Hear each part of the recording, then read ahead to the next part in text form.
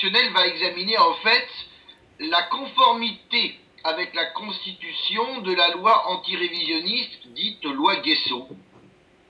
C'est un avocat qui, en mon nom, a déposé une question prioritaire de constitutionnalité qui concerne cette loi Guessot.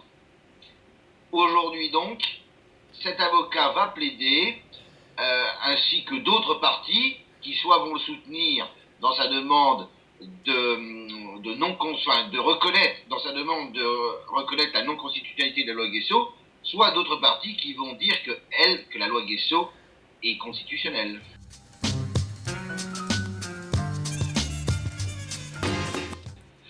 D'après mon avocat, elle peut l'être. Oui, oui, il est possible puisque ce qui s'est passé, c'est que très souvent, on a attaqué la loi Guessot sur le fondement de la liberté d'expression. C'est l'article 10 de la Convention européenne de sauvegarde des droits de l'homme. En disant que la loi Guessot était contre la liberté d'expression et de recherche. Et toutes ces QPC, toutes ces attaques donc ont été balayées d'un revers de la manche en disant qu'absolument pas la loi Guessot respectait le principe de la liberté d'expression. Or, cette fois-ci, ce qui a changé, c'est que l'angle d'attaque a été très différent. Mon avocat, se fonde sur le fait que la loi Guessot entraîne une inégalité entre les citoyens, au motif qu'il y a des citoyens, des communautés dont la mémoire est protégée, alors que d'autres communautés voient leur mémoire non protégée. Et donc il y a une rupture d'égalité qui est contraire à la Constitution et qui est contraire d'ailleurs à tout ce qu'on voit sur le fronton des mairies, liberté, égalité, fraternité.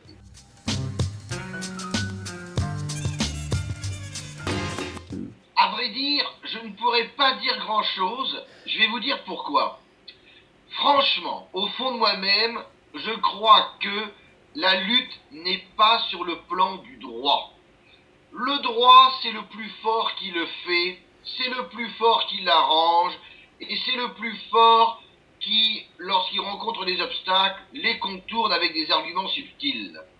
J'ai toujours dit, selon moi, je ne suis pas Madame Soleil, je ne suis pas Dieu sur terre, je ne suis pas omniscient et je peux me tromper, mais selon moi, j'ai toujours dit que la victoire du révisionnisme se fera en apportant des arguments de nature historique pour prouver la véracité des thèses révisionnistes. Le combat du droit, je l'ai toujours laissé à d'autres. Alors, je ne pourrais hélas pas vous dire qui et pourquoi s'est insurgé contre la loi Guessot. J'ai des noms en tête, comme Robert Badinter, comme Pierre Nora, je crois, mais je ne sais absolument pas quels ont été leur développement, etc., leur argumentaire, etc., je ne sais pas. Je laisse ça à des gens qui croient que le droit a une force.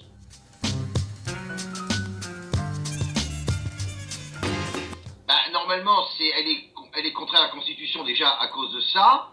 Et puis un autre avocat un jour m'a proposé un autre argument qui consiste à dire qu'une loi doit être universelle. C'est-à-dire qu'elle ne doit absolument faire référence à aucune chose qui serait précise dans le temps. Or, la loi Guessot se fonde sur un jugement, le jugement de Nuremberg. Et ça la rend non universelle, parce qu'on n'a pas le droit de se fonder sur un jugement particulier, même s'il a été rendu par une cour internationale, etc. On n'a pas le droit de se fonder sur un jugement particulier pour établir une loi qui par nature doit être universelle. C'est un avocat qui m'a dit cela lorsqu'il me rendait visite alors que j'étais en prison, en 2010.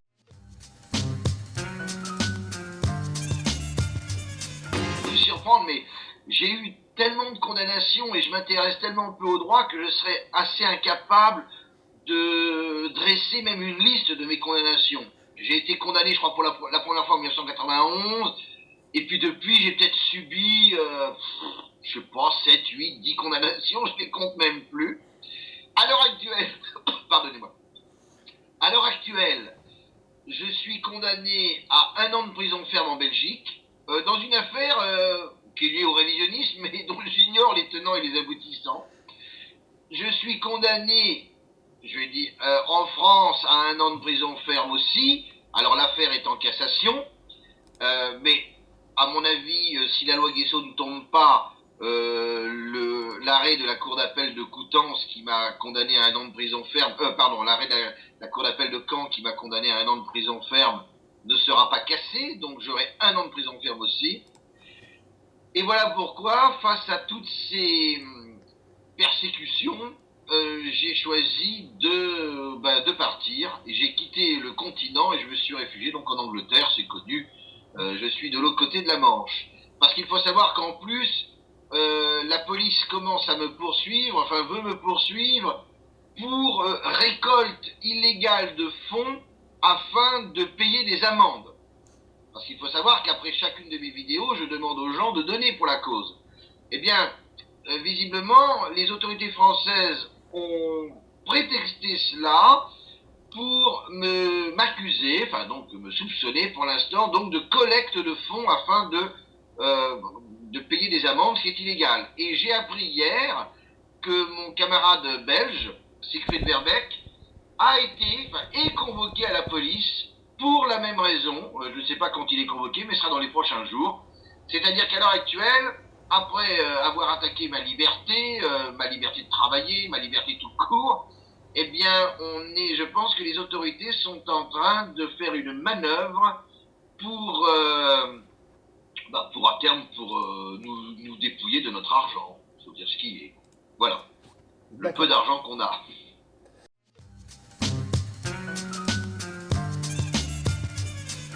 Ça n'a pas de rapport.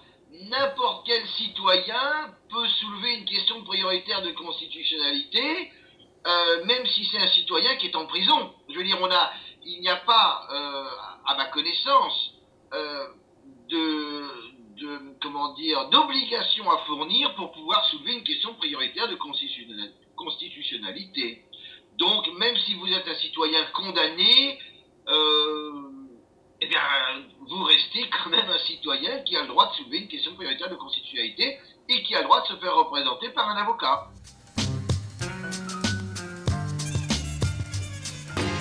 Si la loi Guesso tombe, parce que le Conseil constitutionnel devra rendre sa décision avant le 18 décembre, si le Conseil constitutionnel nous fait ce cadeau en faisant tomber la loi Guesso, ce sera un cadeau empoisonné parce que nos élus se précipiteront pour revoter une autre loi qui sera d'ailleurs encore plus sévère à mon avis et qui, je veux dire, remplacera à leurs yeux la loi Guesso sans aucun problème. Donc pour moi, vous voyez, tout ça, ce sont des combats qu'il faut mener quand même, mais ça reste pour moi des combats annexes. Le combat central reste sur l'argumentaire historique.